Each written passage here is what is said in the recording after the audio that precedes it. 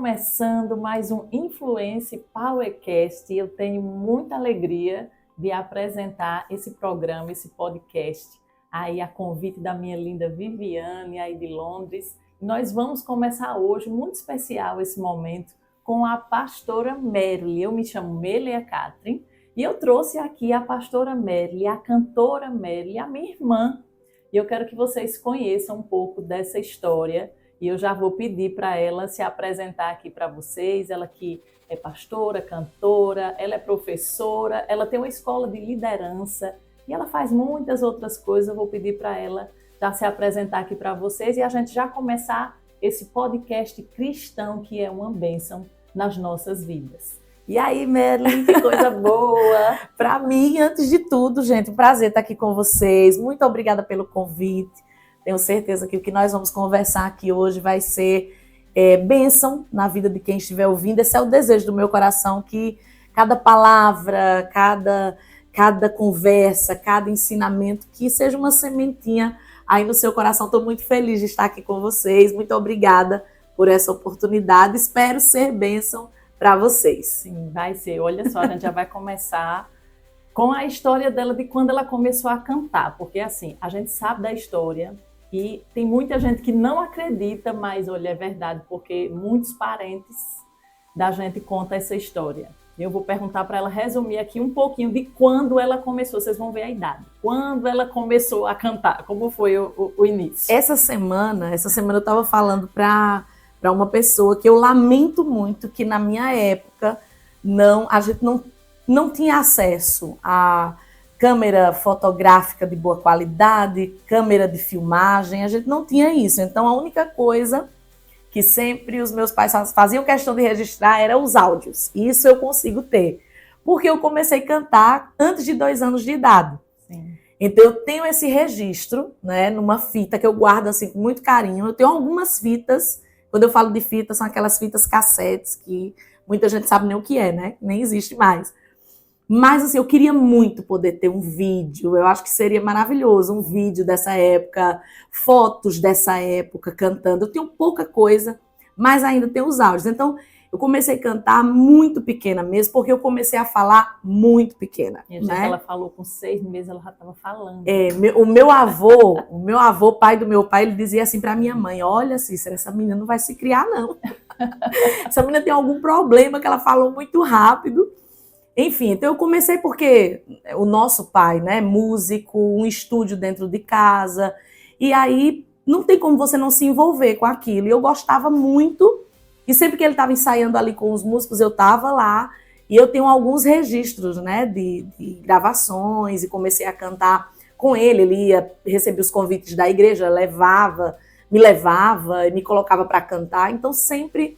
Desde muito pequenininha, eu não consigo imaginar a minha vida sem a música, porque eu não tenho nenhuma memória da minha vida sem a música. De cantar. Não tenho nenhuma memória. Tem foto assim, ela bem pequenininha em cima, eles colocavam ela em cima da mesa, né, da igreja para cantar para a igreja. Então era assim, a história é verdadeira mesmo, porque a nossa família fala, né? E sobre essa questão das composições, porque ela só não é cantora, mas ela também compõe as músicas. Então, como é assim a história das composições? É algo que a gente sabe que é um dom também, mas é algo que Deus lhe dá no momento que você não espera, ou passa por algum momento e aquela canção ela sai, ou você senta e diz assim, vou compor uma música. Como é que funciona a questão Eu acho muito interessante essa parte da composição, porque assim, eu tenho muitos amigos compositores, homens de Deus, mulheres de Deus. Eu conheço muita gente que, assim, se sentar aqui agora vai fazer uma música incrível. Eu realmente não tenho este dom de sentar, eu quero fazer uma música agora e vou fazer. Eu não consigo. Eu já tentei, mas não funciona comigo. O meu processo de criação musical, o meu processo de composição, ele envolve realmente o espiritual, o sobrenatural.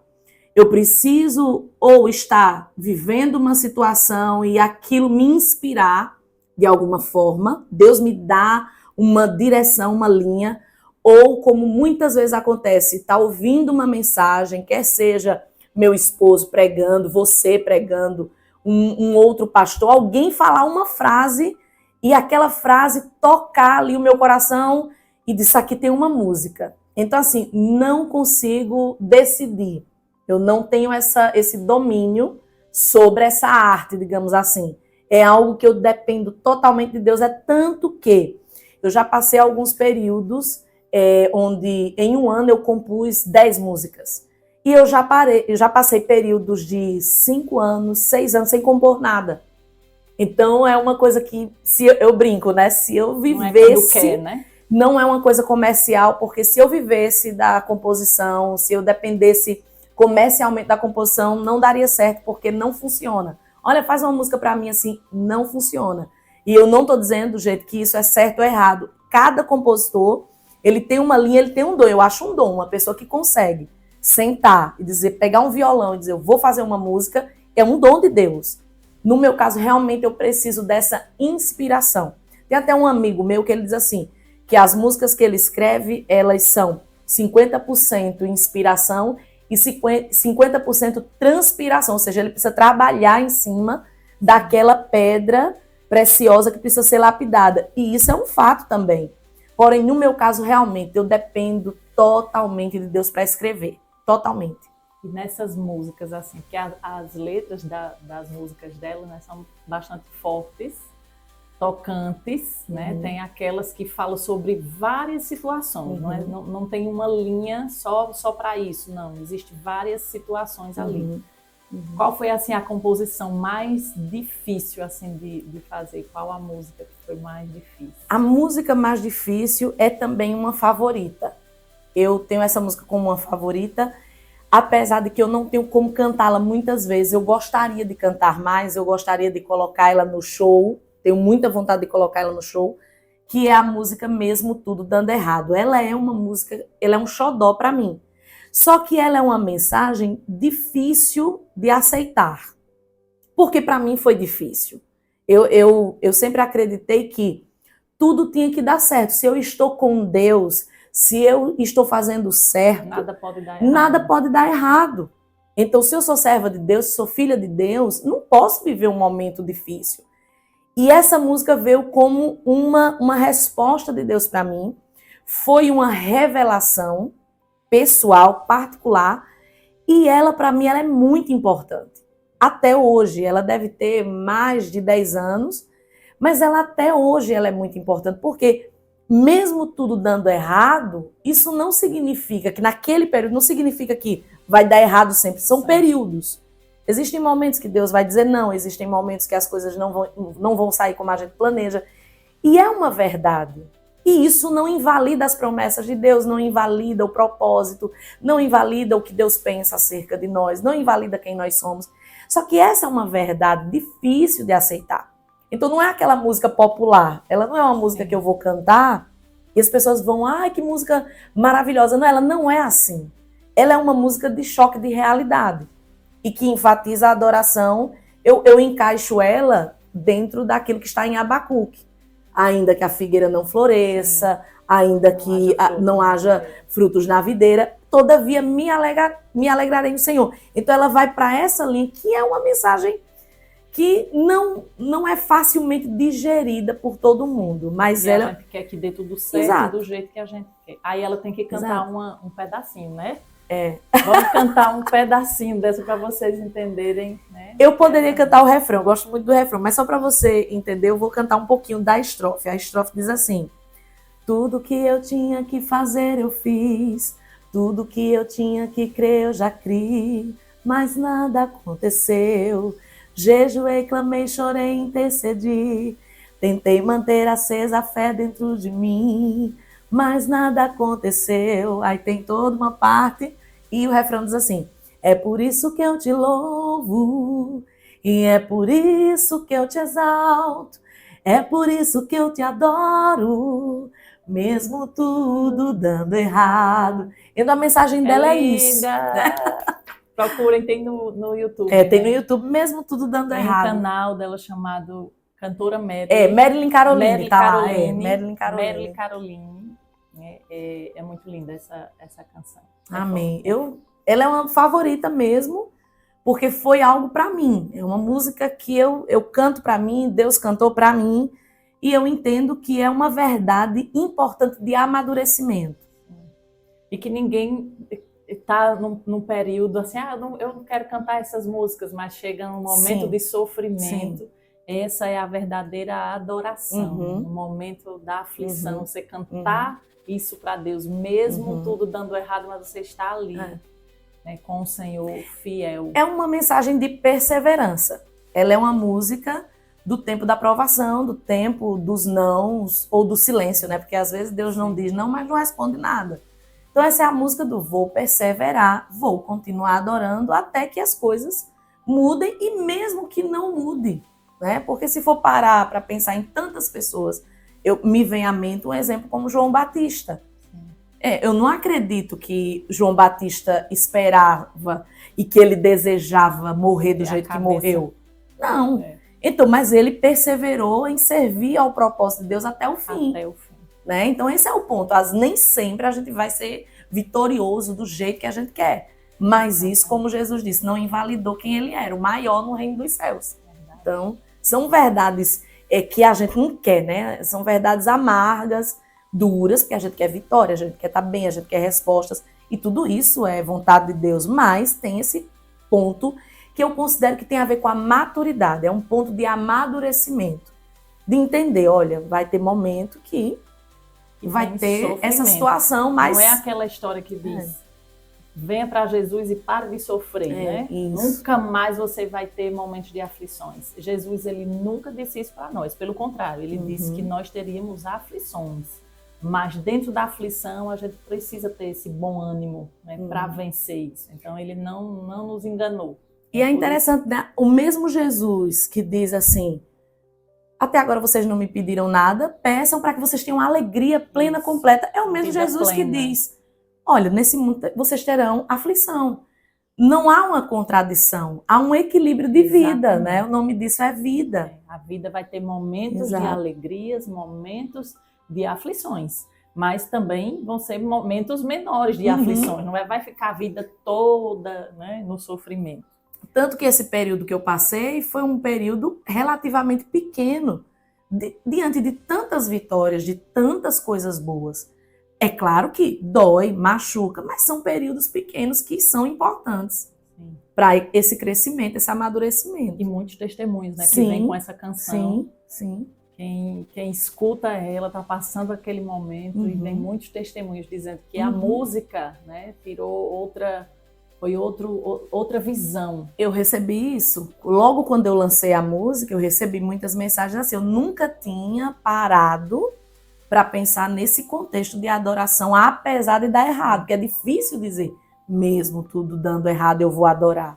Então é difícil, não é uma coisa fácil. Porque a primeira coisa que a pessoa pensa assim, que Deus me esqueceu. Se eu estou passando por isso, que era esse o meu pensamento. Deus não me ama, Deus me esqueceu, dá certo para o outro, não dá certo para mim.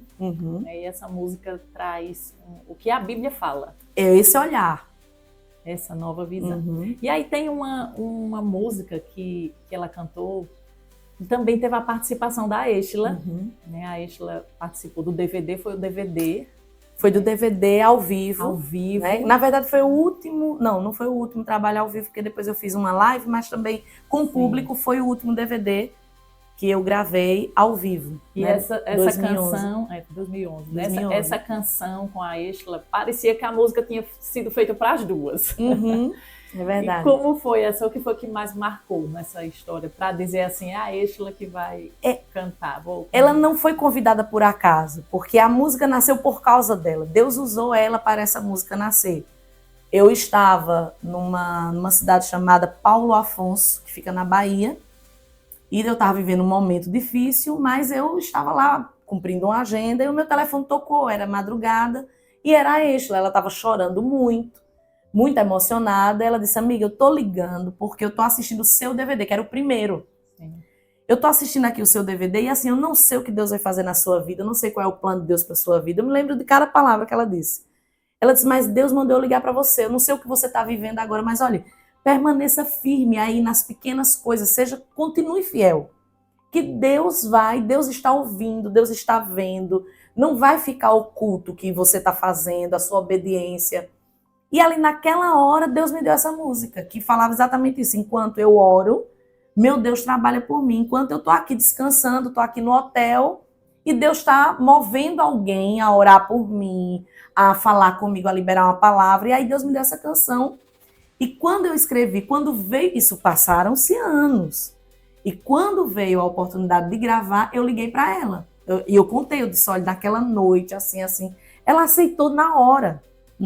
E assim, realmente a música parece ser mais dela do que minha. Ficou bem certinho na voz das duas. Aí tem que cantar um pedacinho também. É que a música, vou esperar em Deus, confiar em suas promessas, pois eu sei que cada uma cumprirá.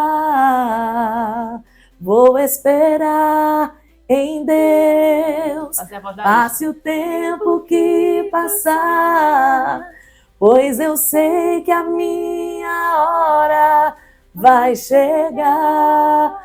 Deus está me ensinando a esperar. Deus está me ensinando a esperar. Fala sobre isso. O ensinamento de Deus, a didática de Deus, de nos ensinar a aguardar o tempo de cumprimento das promessas. Né? Linda. Então, essa também é uma música muito importante na minha vida, por todo o contexto dela, a forma que Deus me deu. Né? E que a Estela tem participação direta na composição dessa música. Ela não escreveu nenhuma linha, mas ela foi usada por Deus para essa música nascer. Sem a Estela, sem essa situação, essa música não teria nascido. Então, eu sempre digo, a música também é dela. Também é dela. Estela, vou dar um beijo para ela. Um beijo para ela, uma mulher de Deus que eu tenho a honra de ser amiga, mas eu sou admiradora. E para mim é uma pessoa de verdade, é uma mulher de Deus que eu não tenho o que dizer sobre a Estela, a não ser só coisas boas. A Estela é maravilhosa. Verdade. E as meninas da mentoria, nas minhas mentorias, quando eu faço, né, amam essa música. Aí vou esperar em Deus. É essa e a Trabalhando em Mim. Elas dizem, não, a gente não pode ficar sem essas músicas. Aí tem umas que dizem assim, eu coloco logo quando eu acordo, eu já coloco Trabalhando em Mim. E a Trabalhando em Mim é muito interessante ela ter sido composta nesse período. Uma coisa que Deus começou muito a falar comigo é que realmente ela é uma música terapêutica. Eu não fiz com esse propósito, eu não tinha ideia, foi inspiração, mas hoje eu percebo que ela é terapêutica. Ela é uma música que a pessoa vai falando verdades para a sua alma. Então, assim, Deus conduziu, inclusive, para esse período, para esse tempo, para as mentorias, para esses encontros, e eu vi até nisso, eu não tenho domínio sobre isso aí. Isso aí realmente, você vai fazer essa canção, eu não tenho domínio sobre isso. É uma inspiração para um tempo, para um projeto que eu só vou entender depois. Verdade. E agora vamos falar da vida pastoral, né? Vida pastoral, quanto tempo é pastora? Quais são, assim, as maiores dificuldades atuais, né, de ser pastora? Além de ser a pastora, a mulher sendo pastora, qual é, assim, a dificuldade que tem hoje nessa vida pastoral? No momento que nós vivemos hoje, que as pessoas falam muito de pastores, no sentido de dizer, eu tenho pastor, mas ele não precisa falar mais nada com a minha vida, é só para ouvir ali já ir embora. Como é a vida do pastor? O que é que o pastor ele precisa fazer, né, a pastora? Eu sou pastora consagrada, né? Eu fui ordenada ao ministério em 2009. 2008. Foi 2008. Mas eu já vinha exercendo o ofício há quase 10 anos. Sendo auxiliar do meu esposo, mas é diferente. Né? Quando você foi consagrado, você também já exercia há anos até a ordenação. Mas é diferente. Depois da ordenação, há uma unção, a gente sente uma mudança, eu senti essa mudança. Sim. Há uma investidura de autoridade diferente. E assim, de uma forma geral, o desafio pastoral, no geral, homens e mulheres, o grande desafio é esse, é que nós estamos caminhando, inclusive hoje, né? Hoje nós tivemos escola bíblica, e eu falei sobre essa questão, que a grande questão, quando Jesus faz aquela pergunta, porventura, quando o Filho do Homem vier à terra, ele vai encontrar fé? Porque nós estamos caminhando, por mais que a gente fale de avivamento, eu creio que vai vir um grande avivamento, porém, a vinda de Jesus não se dará nesse grande avivamento, porque a igreja, de uma forma geral, ela tem sido conduzida para um esfriamento, para um mundanismo. O mundo vai entrando na igreja, então as pessoas hoje veem a igreja mais como um clube, é mais um lugar de entretenimento, de fazer amizades. Aí a figura pastoral verdadeira, ela sofre. Porque não é todo mundo que consegue olhar para o pastor, e aí eu não culpo um ou outro, eu acho que depende da situação. Às vezes é falta de postura do pastor, e às vezes é falta do entendimento da ovelha. Porque se analisar biblicamente o que é o pastor, o que é ser um pastor, a gente está vendo uma escassez disso hoje em dia. Né? Hoje é o pastor ficando com medo de falar. Com medo de falar. Tem pastor que está sendo punido por falar a verdade, por doutrinar a igreja, por pregar a verdade, por chamar a atenção de uma ovelha. Sim. Então, até não estou falando de fazer vergonha. Mesmo vendo que está errando ali, mas o pastor já fica com medo, porque se falar vai dizer, o pastor está falando coisa comigo. Uma coisa que acontece hoje, a inversão de papéis, ela entra dentro da igreja.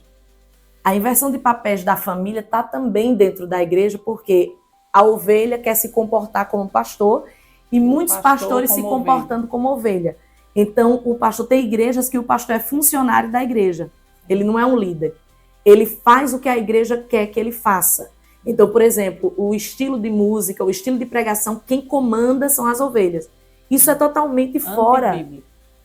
O texto de Malaquias, um dos meus favoritos, é quando Malaquias diz assim que os lábios do sacerdote, eles guardam o conhecimento e o povo vem a eles, aos sacerdotes, para buscar esse conhecimento da palavra de Deus. Ou seja, o pastor não é uma ovelha ou alguém guiado pelas ovelhas, pelo contrário. Sim, senão não teria necessidade de ter é uma coisa assim, se a gente analisar, é como se as pessoas rasgassem a Bíblia, elas, mesmo sem perceber, elas rasgam. Quando as pessoas elas falam contra essa forma, né, de governo da igreja, de uma forma geral, ela está falando contra Jesus, porque Jesus, a mensagem dele foi, eu vim estabelecer minha igreja. Exato. Aí ele ordena os seus ministros, ele ordena os seus apóstolos. Aí vem o apóstolo Paulo em todas as cartas instituindo o funcionamento da igreja. Vem Atos dos Apóstolos colocando a igreja em ordem. Quando você fala contra, quando há essa inversão, a gente está matando todo o evangelho. A gente está matando todo o Novo Testamento. E ainda dessa forma ensina as pessoas a saber uma coisa que não é bíblica. Exato. E elas vão acreditar que aquilo ali é a verdade. A internet hoje também ensina muita coisa contrária. E a pessoa vai dizer, não, é isso aí, eu quero dessa forma. Não, os teólogos da internet que não conhecem nada de Bíblia e aqueles que acham que conhecem tudo. Porque tem gente que liga uma câmera, um celular, e eles falam assim como se eles soubessem de tudo. Eu já vi gente contradizendo a Bíblia em coisas básicas. Ah, porque no hebraico, no grego, não sei aonde. E isso é um perigo. E é o que Jesus fala ali naquela simples pergunta. Porventura achará fé na terra quando o Filho do Homem voltar? Vai haver, porque realmente a gente está caminhando para isso. Pastores, mestres, né? Como Paulo disse, mestres de si mesmo, são aqueles que não querem mais dar ouvido aos pastores. Então, hoje, o grande desafio é assumir a postura, independente de ser aceito ou não. Porque nós temos também essa questão do querer pertencer. E quando você quer pertencer a todo custo, você termina se anulando. Que aí você vai se amoldando ao que estão esperando de você. E é aquela coisa, eu vou cumprir o meu ministério, eu vou cumprir o meu chamado. Paulo disse, vou cumprir o que o Senhor determinou para mim, ainda que eu fique sozinho, ainda que eu morra. Então, hoje o desafio é cumprir o chamado. Cumprir o que a palavra diz. Esse é o grande desafio. A questão de muitos que se dizem pastores, que estão tomando conta de ovelhas, mas não ouviu nada de chamada de Deus, né? E aí eles viram opressores. A gente tem casos horríveis, assim, de pessoas... Existem pastores que eles mandam o povo parar de trabalhar e trabalhar de forma voluntária na igreja sem receber nada. E aí, como é que fica o sustento da pessoa?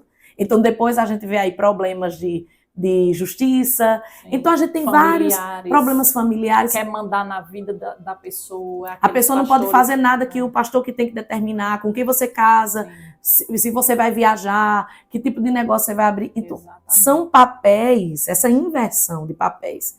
O pastor, ele é um orientador. Por exemplo, eu como pastora, eu nunca vou me meter na vida da ovelha. Eu sou pastora. Eu estou aqui para aconselhar. Pastor, eu vim aqui, estou pensando em fazer tal coisa, eu preciso de uma orientação. Ok, agora, Exatamente. o que a pessoa decidir, ela é senhora da decisão dela e, inclusive, da consequência. Sim. Né? Uma coisa que a gente sempre fala, ninguém vai dizer com quem a pessoa vai casar, com quem não vai casar, porém, você orienta. Olha, casamento é assim, você tem que fazer dessa forma, a Bíblia diz isso. Se a pessoa diz, não, eu vou fazer do meu jeito, então você vai colher as consequências disso. Eu não vou deixar de te abençoar e de fazer a minha parte de ensinar, agora também não vou deixar você enganada acerca da colheita. Então, o desafio, eu acho, é esse, é de viver um chamado puro, simples, reto mesmo. Eu acho que é essa a questão. Porque se quiser pertencer e se quiser agradar todo mundo, vai com certeza desagradar a Deus. Com certeza arranha o chamado. Exato. Né? E vamos para a parte do casamento em si. Né? Tem uma questão aí de uma história do casamento deles. Essa história é longa, dá um podcast inteiro. Só disso, mas eu vou pedir para ela resumir, até porque é uma história que é diferente, mas as pessoas acham assim, tá vendo, a pastora Merle teve essa história, e sempre ela diz assim, não, a minha história é uma minha história minha, que foi algo diferente. E eu quero que ela resuma aí, porque ao mesmo tempo que é engraçada, mas é uma história, e é uma história de amor muito bonita e que também envolveu o chamado, tanto o chamado dela, quanto o chamado do pastor, que é o meu cunhado. Eu sempre digo assim, gente, que eu não gosto de usar a minha história ou um testemunho, que eu acho, esse é um parênteses importante, que é muito perigoso quando você vai contar o seu testemunho ou ouvir o testemunho de alguém e dizer assim, eita, eu vou fazer exatamente como essa pessoa fez, porque vai acontecer igual. E olha, isso é um perigo. Porque tem a ver com propósito. E propósito é uma coisa muito sob medida. Então você pode fazer exatamente a mesma coisa da outra pessoa e dar errado. Porque você não é a outra pessoa. Então, eu até brinco. Eu disse, se eu tivesse uma filha que passasse pela minha situação, eu acho que eu não iria aceitar. Porque eu ia ficar assim... Com medo, né? Aí minha mãe diz assim... Mas se você tivesse uma filha e Deus tivesse falado com você, você falaria. Então, essa é a questão. Então, eu conheci, como foi que nós nos conhecemos? Ele era missionário, ele estava fora do Brasil, tinha feito missões no Chile, na Argentina, estava entregue, assim, à obra de Deus e já de malas prontas para o Japão. E lá em São Paulo, ele veio, depois que ele saiu da Argentina, do Chile, ele veio para São Paulo resolver documentação para ir para uma obra missionária no Japão. Chegando em São Paulo, ele conheceu um tio nosso, numa igreja que ele foi pregar, a igreja que o acolheu. E lá ele conheceu o nosso tio, que é irmão da minha mãe.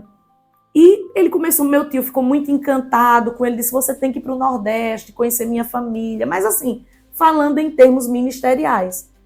E ele disse, mas eu estou de malas prontas para o Japão. E o meu tio disse, não, mas eu vou orar para você, para Deus tocar no seu coração. E você, ele disse, eu também vou orar e vou jejuar.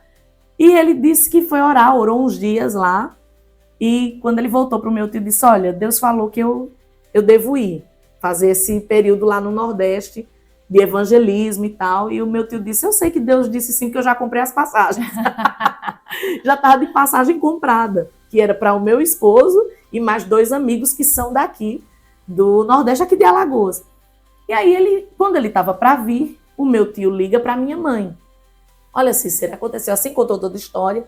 Conheci um missionário, sabe que a nossa família, uma família envolvida com a obra de Deus. Minha mãe sempre a vida inteira hospedando homens de Deus, mulheres de Deus, missionários. A vida toda. Então ele sabia, ele disse, ela vai receber, porque ela está acostumada a receber homens de Deus. E aí ele liga, quando ele ligou, só que dessa vez havia um diferencial. Minha mãe já estava separada, só era nós 3, eu, você e ela. Nós 2, assim, você bem pequena ainda, era adolescente, eu jovem, e minha mãe não tinha nenhum homem em casa. Então, meu tio disse, olha, mas é um homem de Deus e tal. Minha mãe disse que na hora sentiu que era de Deus. E Deus falou com ela que ele era o meu esposo. Oi. Só que ela não falou nada. E assim, detalhe, ela estava passando aqui por um momento difícil, muito difícil. Eu estava acabando um noivado de 2 anos. Estava acabando um noivado de 2 anos, muito decepcionada com tudo. Né? Eu estava vivendo um momento difícil na igreja. a minha vida estava assim, ó, cheia de indecisões, e eu não estava mais acreditando em palavra, em profecia. Eu estava naquele momento de muitas dúvidas. Minha mãe, mulher de Deus, Deus falou diretamente com ela. E ela não me falou, não teve esse negócio, eita, minha filha, olha, vai chegar um homem de Deus aí. Pra ficar esperando. Não teve nada disso, que minha mãe não é esse tipo de pessoa. Ela zero falou isso. E também se dissesse, aí você nem ia. Aí, nada a ver esse homem. Aí a parte engraçada que todo mundo gosta quando eu conto é que assim, ela desliga o telefone e diz, olha, Medley, Moisés ligou e ele tá chegando aí com um missionário, e contou toda a história. Disse, só que ela não me disse idade do missionário nem nada. Disse assim, vê o missionário, o nome dele é Eufrates. Eu digo, olha, por esse nome eu já estou imaginando um velho daqueles bem chato, insuportável, que vê pecado em tudo. Aí ela deu uma risada. Eu lembro da risada dela. Porque ela sabia que ele era jovem. Mas ela não me falou nada, porque eu estava daquele jeito. Sábia. E ela deu uma risada. E aí ele chegou, e é interessante, assim, diferente do que muita gente, às vezes, quando a gente conta, pensa que houve uma questão da gente se ver, se olhar. Gente, não houve nada. Porque quando eu o conheci, nós trabalhávamos no cartório aqui da cidade. E ele foi lá junto com o meu tio, com a irmã que estava hospedando ele numa cidade aqui próxima. Enfim, ele chegou, estou contando resumido, né? Porque senão fica muito detalhe. Ele chegou lá no cartório, era um dia de Copa do Mundo, a gente estava quase sem atender ninguém, que o povo estava ligado na Copa, no jogo. E aí eu disse, eu vou bem horrorosa para esse homem nem olhar para mim. Peguei um moletom, que era um moletom que tem alguma coisa da Disney, era algum personagem da Disney. Nunca esqueci do moletom azul horroroso. Aí eu fui, quando eu cheguei, ele estava no balcão. Eu tinha saído para resolver umas coisas. Eu cheguei, ele estava no balcão, jovem, ele tinha 28 anos. Na época eu tinha 19, ia fazer 20. E aí ele tinha 27, ia fazer 28. Aí quando eu olhei, um rapaz bonito e tal, mas eu zero, não achei, não pensei em nada, porque jamais ele era o tipo que naquele momento eu ia querer. Eu queria distância de homem, pastor, missionário. Aquilo era um repelente para mim. Sim. Tanto que eu olhei, já caiu um choque assim, eu digo, eita, ele não é velho. Eu perdi aí, não é velho. Mas, gente, não fez diferença, porque eu estava muito amargurada. Tanto que, na hora que me apresentaram a ele, eu lembro que a minha mãe foi conversar com a irmã Bezinha, que era quem estava hospedando. Sim. Ele é uma senhora muito querida, que foi quem hospedou ele numa outra cidade, que ele foi fazer um tour, né, de pregações em várias igrejas, vários trabalhos e tal. E tudo. Isso, ele não ficou lá em casa. Lá em casa ele ficou 3 dias, muito tempo depois. E aí, quando eu fui conversar com ele, eu lembro, até hoje eu digo, meu Deus, por que eu despejei essas coisas nesse homem, nesse coitado? Eu comecei a dizer para ele, eu lembro das primeiras frases, eu digo, olha, eu não gosto de pastor. Eita. Eu já disse assim, eu não gosto de missionário. Sim, e também já tinham falado com ele lá. Que eu cantava. Sim, mas teve uma profecia lá que disse que ele ia achar a esposa dele. Ele teve uma profecia na Argentina. Sim. Que ele tinha que voltar para o Brasil, que Deus tinha uma obra para ele no Brasil. E quando ele chegou aqui em Estrela de Alagoas, ele foi procurar um pastor e assim, do nada, tinha um profeta lá que até fez amizade com a gente depois desse profeta. Ele nunca tinha visto ele na vida. E o profeta trabalhava com o pastor. E quando ele saiu, aí ele, pois não, aí eu falei, olha, eu vim aqui porque eu sou missionário, e eu queria falar com o pastor Glauco, era o pastor Glauco, na época era médico, atendia no posto também de saúde. Aí, quando ele foi falar isso, aí o profeta, igual os profetas da Bíblia, diz, olha, assim diz o Senhor, o que você veio buscar, Deus já lhe deu. Deus está te dando, é aqui o lugar. E aí ele tomou aquele susto, porque ele estava vindo passar alguns dias e ir embora, mas ele entendeu. Ele entendeu que era a esposa, sim, mas ele ficou na dele. Então a minha primeira conversa com ele foi assim, despejando tudo que eu pensava. Colocou o coitado logo. Foi, tipo assim, eu vou dizer tudo que eu penso. Não, aí, para minha surpresa, ele disse, mas você tem razão. Aí eu... Pensou que ele ia brigar. Eu pensei que ele... Porque todo mundo brigava. Quando eu colocava a minha opinião, as pessoas brigavam. Ah, você é rebelde, não sei o quê. E aí ele parou, pronto. Aí ali ele me ganhou, não como um possível namorado, não. Eu vi ele com outro olhar de homem de Deus. Para mim, ele era casado. Desde o início. Eu não tive olhar para ele de nada. É como se Deus me vendasse ali. E eu disse a ele, eu vi uma aliança na sua mão. Eita. Eu vi uma aliança. Então, assim, a nossa história foi toda desse jeito, nós estamos conversando, e Deus foi confirmando com detalhes.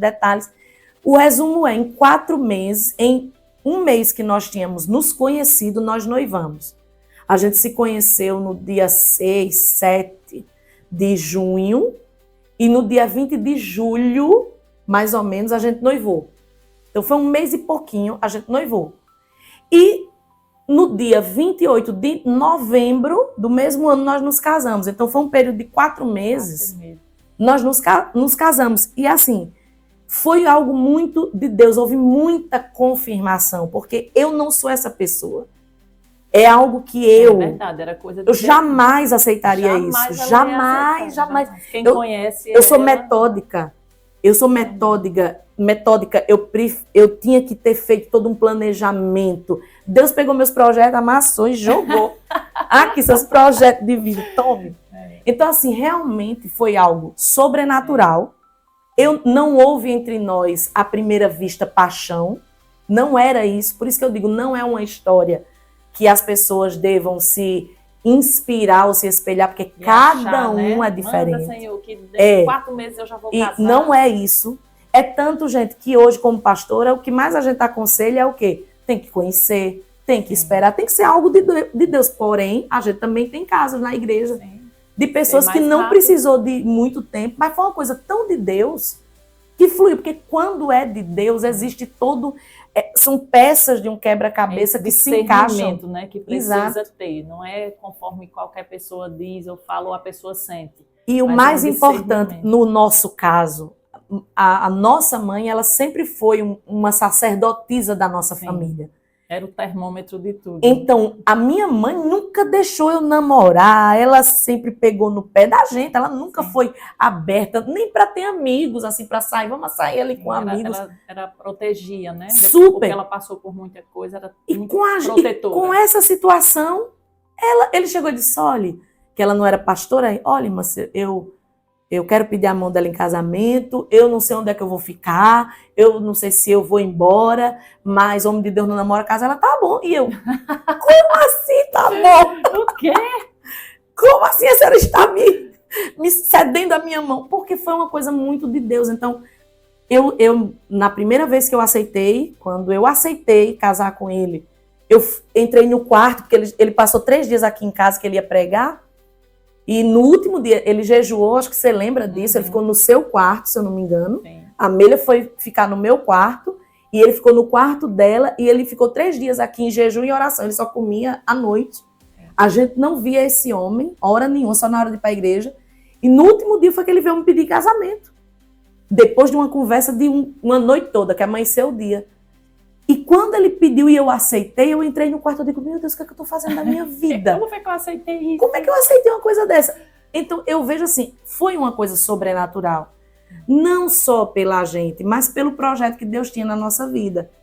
Não foi uma coisa de paixão, mas Deus colocou esse amor, essa paixão dentro do nosso coração. Mas foi o inverso. Primeiro houve uma confirmação e depois esse amor nasceu. Por isso que eu digo, não é todo mundo que vai acontecer isso. Porque geralmente você se apaixona por alguém, você se interessa. Não foi esse o nosso caso, nem meu, nem dele. Né? E assim, para mim, parece que a gente casou ontem. São 26 anos, vai fazer 27. 26 anos de casamento. Não existe, assim, para mim, eu não sinto esse peso dos 27 anos. Eu fico pensando, meu Deus, daqui a pouco a gente completa 30 anos, 40 anos. Eu já vivo mais tempo com ele do que comigo, né? Sozinha. Eu tinha 20 anos quando eu me casei. E assim, quando é de Deus, é algo muito leve, não é pesado. É bem diferente. É muito diferente. E outra, Deus, ele não vai só falar com você, só falar no seu coração. Deus sempre vai confirmar através de muitos sinais. Sim. De muitas pessoas. E outra, e Deus só não fala com a outra pessoa, né? Vai ter que falar com as duas pessoas. Principalmente e tem paz. Quando é relação a casamento, porque tem essa história, né? Ah, Deus falou comigo. Que você vai casar comigo. Você vai casar comigo. Como? Se ele não falou comigo, não. Comigo não falou. Então não tem essa. Deus fala e confirma. Então, assim, eu até brinco com ele. Eu disse, amor, quando você for contar a nossa história, você faça o prólogo. Porque às vezes parece uma história muito louca e a gente casou sem... eu casei com ele tinha uma mochila com uns 3 roupas dentro da mochila. Verdade. Era isso que ele tinha. Aí eu disse, quem deu o golpe em quem, né? Porque era isso que ele tinha. Mas era uma coisa muito... Ou seja, jamais eu casaria, eu não tinha estrutura nenhuma.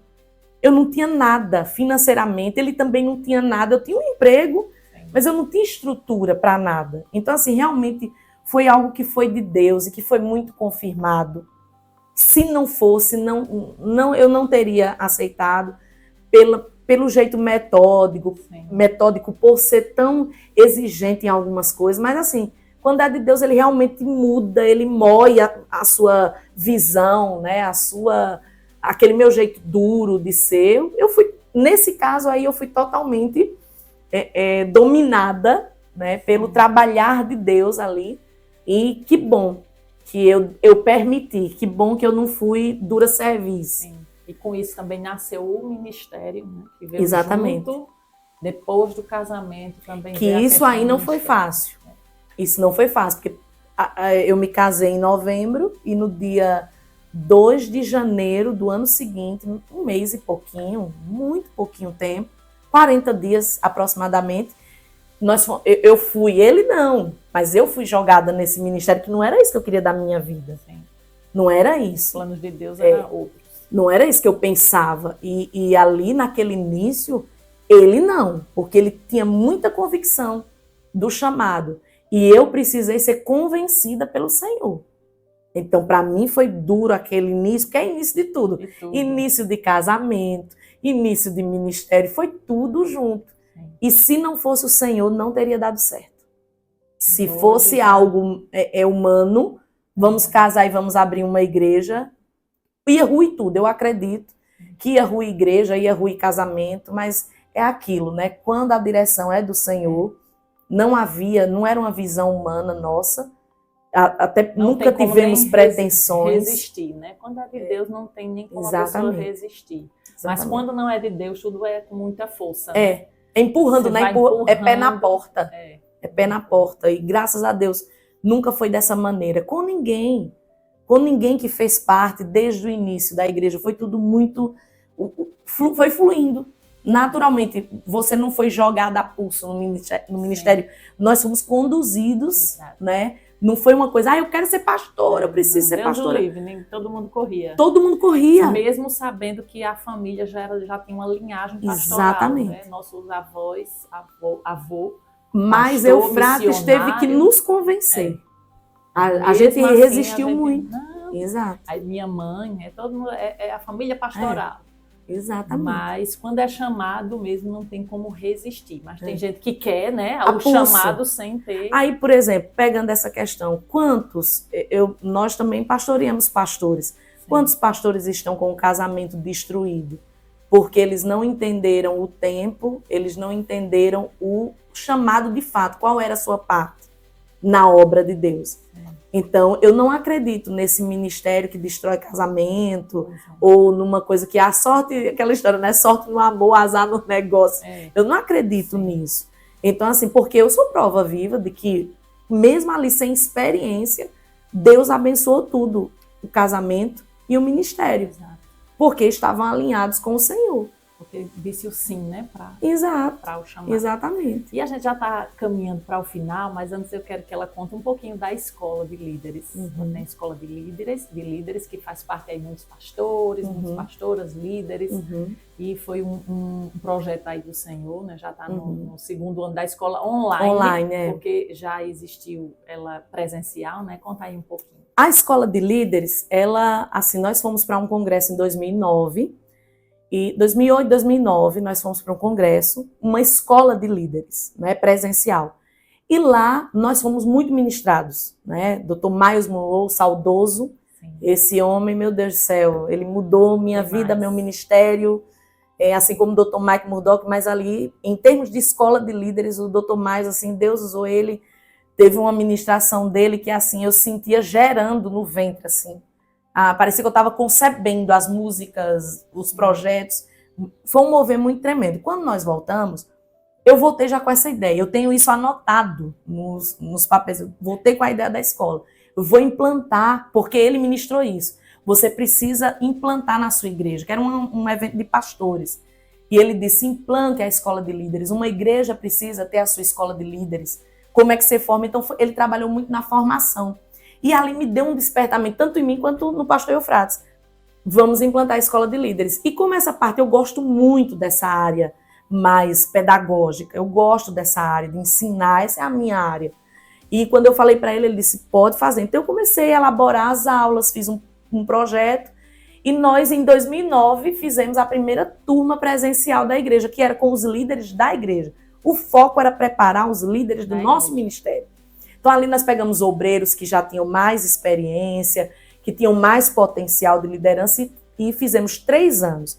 Um ano básico, um intermediário e um avançado. Terminado isso, abrimos mais 2 turmas da nossa igreja também. E aí, quando eu ia abrir a 4ª turma, veio a pandemia.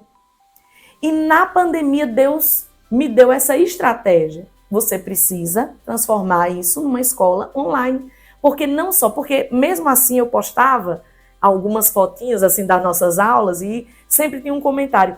Como é que faz para participar dessa escola? Onde fica a escola? Pessoas de outras igrejas. E aí Deus foi dizendo, você tem que ampliar. Tem muita gente que precisa. E foi aí que na pandemia Deus me deu a estratégia de transformar, que assim, não é a mesma coisa, você sabe disso, não é a mesma coisa presencial e online. Você tem que realmente modificar a linguagem. É totalmente diferente. Só que você alcança mais gente. Sim. Então eu tive que transformar, fiquei um tempão, mais de 1 ano gravando todas as aulas e nós fizemos a primeira turma. Então fizemos a primeira turma, foi uma bênção, e porque eu estava meio apreensiva, como era que ia ser esse novo tempo, né? E deu muito certo. E agora nós estamos na 2ª turma, já vamos para a 2ª turma. Dentro disso eu abri a mentoria de liderança também, mas mais para a liderança pessoal. E assim, agora é um novo mundo para mim, essa parte online. Essa parte online, né? E eu estou gostando porque eu estou alcançando mais gente. Sim. E apesar de que eu amo presencial, eu amo dar aula presencial, quem sabe um dia a gente consiga... O meu objetivo é que eu possa dar aulas presenciais que sejam gravadas ou transmitidas de forma online, como as faculdades fazem, outros cursos. Mas, por enquanto, tem outros projetos aí dentro da escola. Então, a escola de líderes é isso, é para líderes de ministérios. Então, para quem é líder de mulheres, de crianças, para a liderança eclesiástica. Porém, começou a surgir também uma demanda sobre liderança no âmbito de trabalho. Então, provavelmente, esse ano acho que não vai ser possível, mas eu devo lançar alguma coisa para o próximo ano. Escola de líderes mais para o ambiente de trabalho, algo que você pode levar para esse ambiente, porque todo mundo tem essa liderança em algum âmbito. Essa é a dúvida, né, de todo mundo. Mas eu nasci para ser líder? Todo mundo é líder, né, em alguma coisa. Em alguma coisa. Para você liderar até a si mesmo, né? Você Exato. Precisa entender de liderança. A mentoria Lidere-se, ela nasce disso aí. Porque ela eu tirei uma partezinha da escola de líderes e ampliei dentro da liderança pessoal. Porque muita gente tem dificuldade com a sua própria vida. Se você não lidera a sua vida, você não consegue liderar nada. Então, primeiro, equilibra a sua vida e aí você parte para liderar os outros. Então, eu gosto dessa área. É uma área que, assim, eu vejo hoje os frutos. Desde os nossos primeiros alunos lá presenciais, hoje, meu Deus, em tantas áreas, não só ministerialmente, mas tantas áreas. Hoje são palestrantes, outros trabalham, né, em áreas financeiras, né? O Vitor, a Aline, tantos outros que já estão trabalhando, formando outros. Sim. Né? A Dani, hoje professora de inglês, que dá aula online. Então, assim, todos foram fruto ali, daquela primeira turma, né? E tantos outros ali, mas eu acredito que tem um potencial, né, de expansão que eu vou de acordo com aquilo que Deus vai nos permitindo fazer. Mas eu amo a escola de líderes, acredito que todo mundo precisa ser treinado. Ninguém nasce sabendo, por mais que tenha dom, né? Então eu acredito. E sempre a gente precisa aprender, né? Nós somos esse eterno aprendiz, como diz o Dr. Mike Murdock, que a gente nunca está pronto e perfeito para tudo. Nós precisamos de treinamento, de preparação. Né? Verdade. E antes dessa mensagem final, né, eu vou pedir para você se inscrever nesse canal aí do Influência, desse podcast cristão abençoado. e também mandar esse vídeo para o seu grupo do WhatsApp da família, do trabalho. Manda para alguém, tenho certeza que vai abençoar a vida de alguém. Curte aí também esse vídeo, porque isso faz com que o YouTube, né, entenda que é um conteúdo relevante, cristão e que vai abençoar as pessoas. Então não deixa de curtir aí nem de se inscrever nesse canal maravilhoso. Então vamos lá para a nossa última mensagem aí para os ouvintes desse podcast cristão, né? Influence Powercast. E a gente já vai deixar nossas redes sociais também, Marilyn com 2 N's online. Todas Online. Elas são assim, mas se você colocar Marilyn Caroline, como vai estar encontrar. escrito aí, você vai encontrar vai todas. Encontrar. E o meu @meleacatrin também você vai encontrar. Então vamos lá para a nossa mensagem, eu quero que você deixe uma mensagem aí para os nossos ouvintes. A coisa mais importante da sua vida é descobrir o seu propósito, quem você é em Deus e fugir das comparações.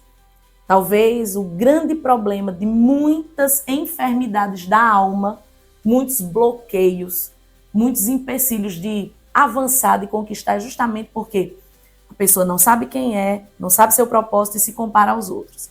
Então, deixe de lado a vida dos outros, o projeto dos outros e conecte-se à sua fonte, que é o Senhor, e busque saber dele, quem você é e para quê, que é o propósito, para que você está aqui.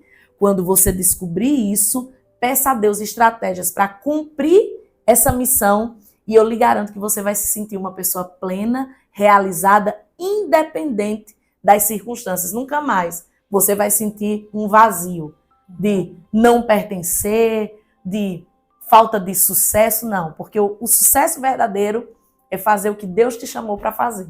Sucesso verdadeiro não é só o reconhecimento. Sucesso verdadeiro é ter certeza que está no centro da vontade de Deus. Então, gaste tudo que você tem, todas as suas energias, toda a sua força para descobrir quem você é e qual o seu propósito. Amém. Então, olha, que Deus abençoe a vida da minha irmã, que eu amo. Amém. E que Deus abençoe sua vida. Eu já quero agradecer aqui a minha linda Viviane. Deus tem colocado, né, grandes projetos no coração dela. Até ontem a gente estava falando sobre isso. Ela disse, tudo que eu faço, eu digo logo que é Deus, que eu Viviane, faço para Deus Deus. te abençoe. Amém. Ela disse, eu digo para Deus, aí tem gente que diz, não é Deus, é você. Ela diz, mas é Deus. Eu digo, Deus habita nela. Deus colocou esses pessoas projetos. Não entendem são bons projetos, né? Ela tem projeto de feira lá em Londres, tem a questão da revista, que é maravilhosa, a revista cristã, agora o podcast. E tem muitas coisas que Deus coloca nas mãos dela porque Ele confia, né, que ela vai fazer. E é tudo por Ele e para Ele, que são todas as coisas, mas Ele confiou, né, a Vivi. Então, quero abençoar a sua vida, Vivi, a sua família e toda a sua equipe, que é maravilhosa também. Então, nós ficamos por aqui até o nosso próximo podcast, né? Que Deus abençoe grandemente. Amém.